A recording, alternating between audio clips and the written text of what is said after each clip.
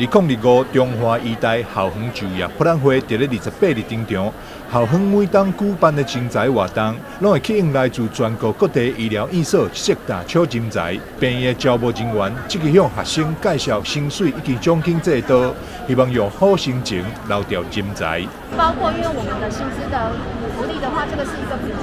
然后因为在医学中心，如果我们的就是如果赚的绩效比较高的话，医院比较赚钱，它多给更多的福利就会相对比较高。很多医院都寄出非常好的这个好心情哈，因为它的待遇的话都有到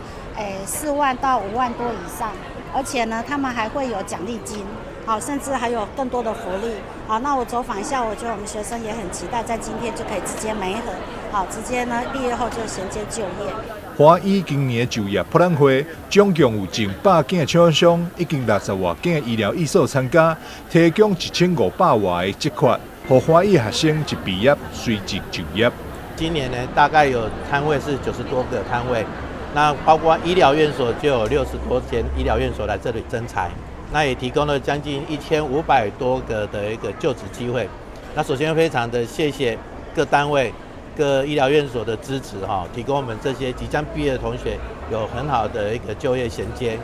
那我想现在来讲，医师人员的缺乏，尤其是在护理。那我也刚刚看到了很多医疗院所提供的也很好的福利，要来招募我们的护理的毕业的同学。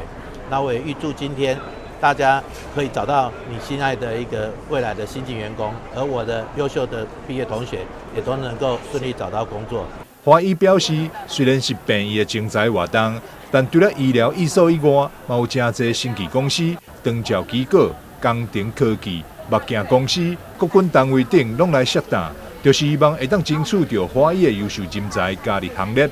记者张秀仪采访报道。